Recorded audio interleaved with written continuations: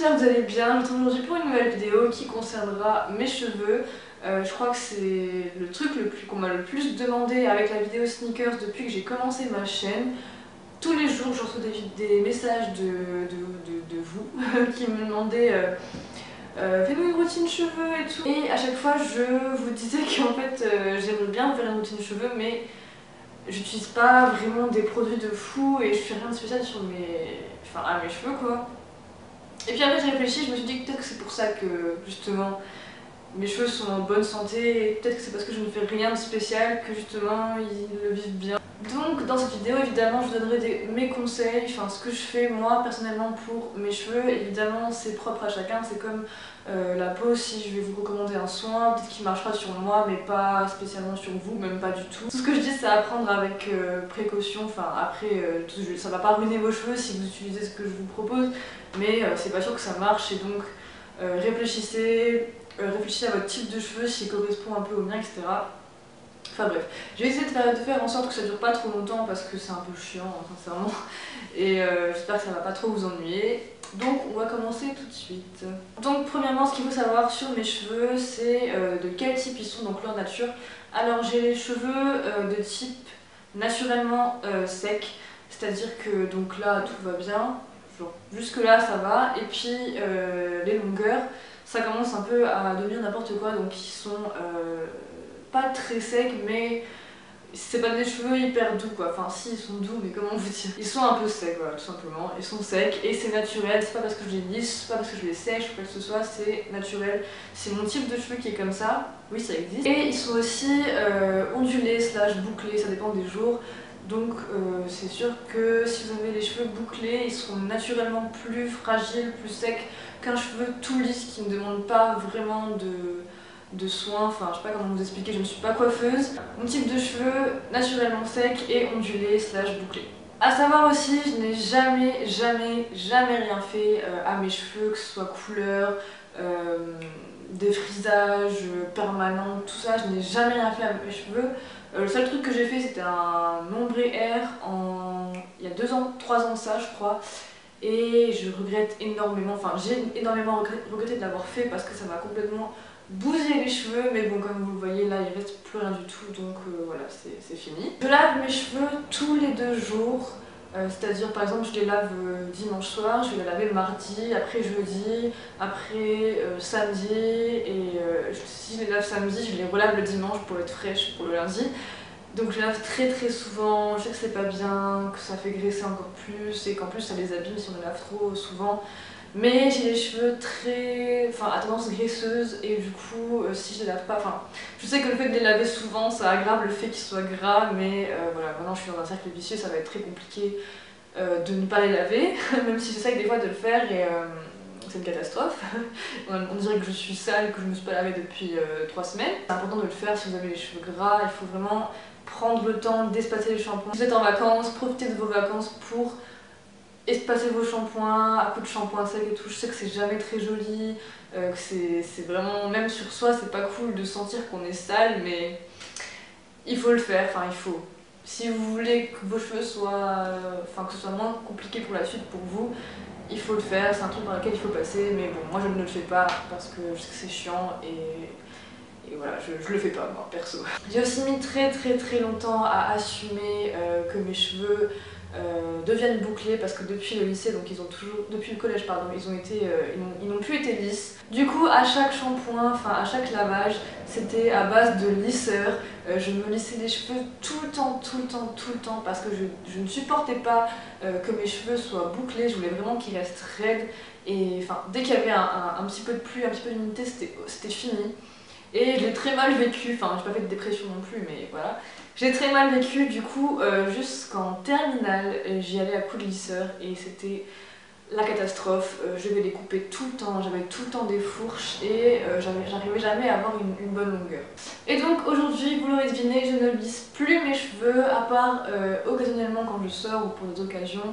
C'est pas souvent, vraiment pas, ça doit pas dépasser les 10 fois par an. Donc si je peux vous donner un conseil, laissez vos cheveux tranquilles. S'ils sont frisés, laissez-les friser, c'est super beau, comme Shera vous l'a dit.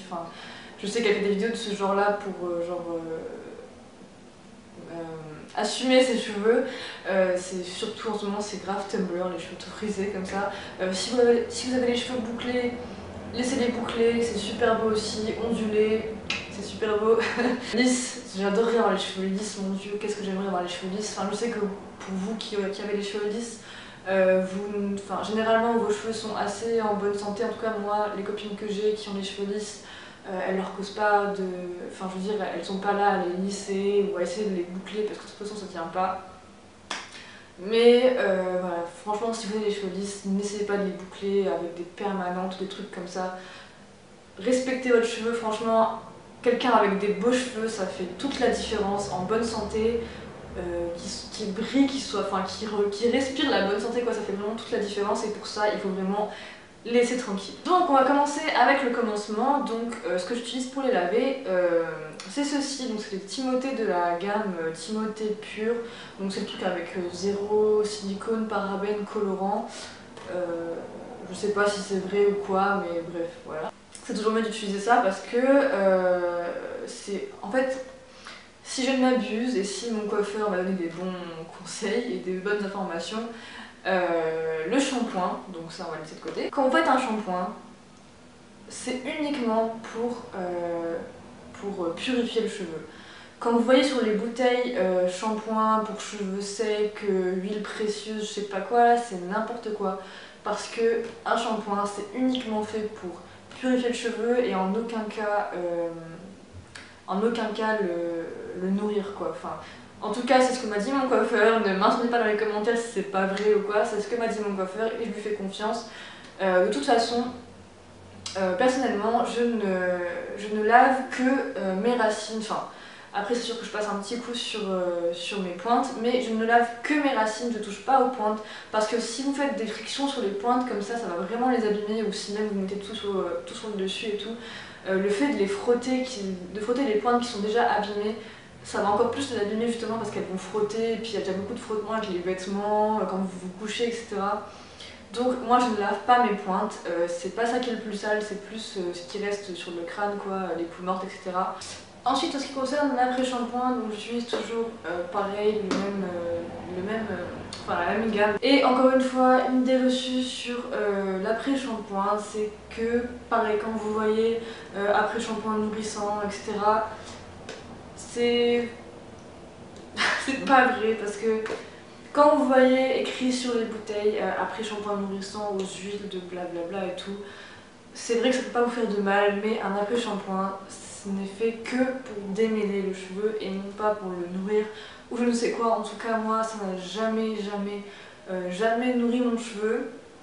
Le seul truc qu'il y a avec les shampoings et après-shampoings qui sont décrits comme nourrissants, etc., c'est que généralement il y a des silicones, des parabènes et tout ça c'est fait pour rendre votre cheveu plus beau, mais sur le court terme en fait, parce que dès que vous allez refaire un shampoing ou vous allez changer de shampoing, votre cheveu va reprendre sa nature.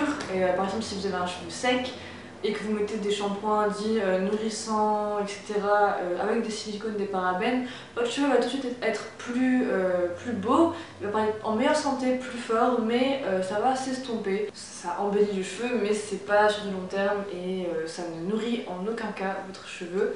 Donc j'utilise cet après-shampoing parce que il y a zéro parabène, zéro truc, machin.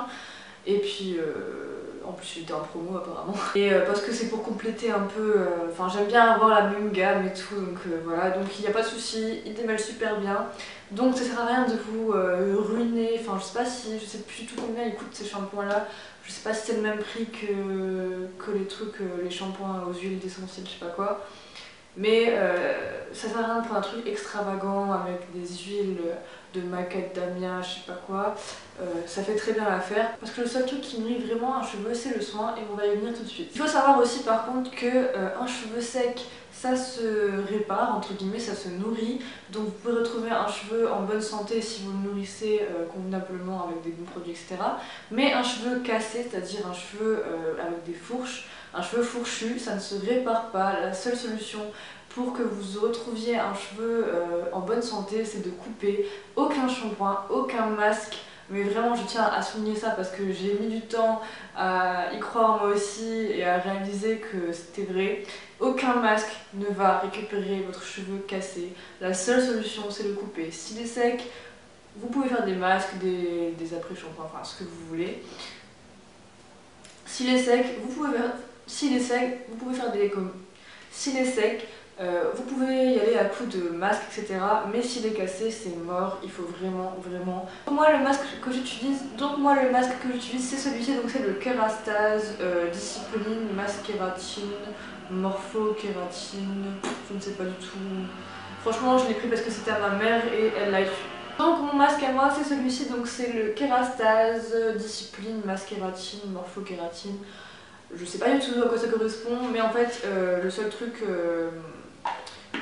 pour lequel je l'ai utilisé, c'est parce que ma mère me l'a acheté et qu'elle m'a dit que ça marchait super bien. Donc voilà, moi je suis pas. Franchement, je fais très rarement, mais vraiment très rarement des masques. Je suis une grosse flemmarde. Je déteste attendre sous la douche ou même mettre un masque et me coucher avec. Franchement, je dirais que j'en fais une fois par mois et ça suffit. Donc voilà, ce que je vous conseille aussi, j'ai pas du tout de masque à vous recommander parce que comme je l'ai dit juste avant, je n'en fais pas. Ce que je vous conseille aussi, c'est de changer régulièrement, enfin pas souvent mais régulièrement vos masques, parce qu'en fait plus vous allez utiliser un masque et moins il y aura d'effet sur votre cheveu. Quand vous faites un masque pour la première fois ou genre vous achetez un masque et vous le mettez pour la première fois sur vos cheveux, vous lavez vos cheveux, etc. et vous avez des cheveux complètement, enfin si c'est un bon masque, hein, vous avez des cheveux super beaux, etc. C'est parce que votre cheveu n'est pas habitué à ce masque et du coup ça les sublime d'un coup, enfin je saurais pas du tout expliquer pourquoi, mais c'est le cas, pour moi en tout cas. Ensuite donc j'ai fini mon shampoing, mon après-shampoing, mon masque, etc. Je sors de la douche et j'enveloppe mes cheveux dans une serviette sans les frotter, attention, on va pas non plus venir faire comme ça avec les serviettes, ça va faire vraiment des dégâts. Je les enveloppe, juste les enroule dedans et j'appuie, je fais une pression avec la serviette sur mes cheveux pour les essorer tout simplement, sans frotter. Et donc j'allume sur ma tête, enfin ça me s'en branle. Et généralement, enfin surtout en été en fait, je ne sèche jamais mes cheveux. Putain, c'est encore plus dur que dire je suis passée chez Soch. Je les laisse sécher à l'air libre. Le seul truc que je fais, c'est après les avoir laissés un peu dans la serviette pour qu'ils sèchent un peu tout seul, j'enlève la serviette et je viens les brosser avec ceci. Donc c'est un peigne en bambou qui coûte 3 € je crois, vraiment rien du tout. Et je l'ai acheté parce qu'il me fallait un peigne tout simplement. Bref. Donc moi ce que je vous recommande pour brosser vos cheveux, surtout s'ils sont bouclés mais aussi s'ils sont raides, c'est de ne pas utiliser de brosse. De brosse classique quoi, avec des petits picots comme ça. Quand vous passez votre brosse et que ça s'arrête à un nœud, on a tendance à forcer avec la brosse et à pas démêler mais casser le cheveu. Tandis que si vous prenez un peigne et que vous passez dans vos cheveux, le peigne va beaucoup moins casser le cheveu que votre brosse. Tout simplement parce que vos cheveux, enfin le nœud va glisser sur le peigne et non pas s'arracher avec la brosse. Je vous recommande aussi de prendre un peigne à grosses dents et non pas à dents serrées, à fines dents quoi, parce que ça va faire le même effet que la brosse et puis ça va se casser, c'est chiant. Passer au séchage avec cette chose, donc c'est un sèche-cheveux lambda, le mien c'est le Babyliss Ipro 2200. On s'en fiche, n'importe quel sèche-cheveux fera l'affaire. Putain, il y a beaucoup de phrases difficiles dans cette vidéo. La seule particularité de ce sèche-cheveux, c'est l'embout, donc c'est un diffuseur. Donc normalement, c'est vendu avec n'importe quel sèche-cheveux, c'est compris dans le truc. Mais si vous n'en avez pas, je ne sais pas du tout combien ça coûte, mais ça se trouve facilement en boutique de coiffeur, etc. Donc en fait, le but de ça, c'est juste, vous voyez quand vous allumez votre sèche-cheveux sans embout, la chaleur est directe, donc ça tape direct sur votre cheveu. Si je fais ça, ça va directement aller seulement sur cette zone-là et ça va cramer mon cheveu. Que si j'utilise ça, donc là, vous voyez, il y a des petits trous partout là, enfin je sais pas si vous voyez, mais ça va diffuser la chaleur et ça va être beaucoup moins direct et beaucoup moins endommageant pour votre cheveu. Et pour finir cette routine, je pense que vous l'avez remarqué, mais je ne parle pas d'huile capillaire, tout simplement parce que je n'en mets pas. parce que j'ai pas l'impression que ça nourrit mon cheveu. C'est vrai que sur le coup, bah, on met de l'huile, ça brille forcément parce que c'est gras, etc. Mais je trouve que c'est un peu un gadget parce que moi personnellement ça n'a jamais aidé mon cheveu, même quand il était sec. Après faire des bains d'huile, je dis pas, ça marche. Mais comme je vous l'ai dit, je déteste faire des masques, etc. À attendre et tout, ça m'énerve. Donc je ne mets pas d'huile, en tout cas je n'en mets pas quotidiennement, c'est-à-dire de façon superficielle comme ça, genre le matin je me lève, je prends une noisette et je la mets sur mes cheveux, ça non. Parce que ça ne m'aide pas. Franchement j'ai l'impression que, comme je vous l'ai dit au début, plus on fait de choses pour ses cheveux, moins ils sont en bonne santé. Je pense que le mieux c'est la simplicité, moins vous les étoufferez avec des produits, des masques, des huiles, des je sais pas quoi, mieux ils se porteront. Donc voilà, j'espère que ça vous aura plu, que ça aura été à la hauteur de vos attentes parce que ça fait quand même 9 mois que vous me voyez cette vidéo. Aussi je voulais faire une petite dédicace à la fin de cette vidéo à ma copine Louisa, donc la chaîne Ectomorph. Je vous laisserai aller voir sa chaîne si vous voulez. C'est elle qui m'a fait ma bannière YouTube, donc si vous n'avez pas encore vu, allez voir sur ma chaîne, enfin ma page principale, la page principale de ma chaîne. Vous verrez en bannière qu'elle m'a fait un super beau dessin, franchement je la remercie mille fois pour ça. Et sur ce, je vous fais de très gros bisous et comme d'habitude, je vous retrouve très bientôt pour une prochaine vidéo. Bye!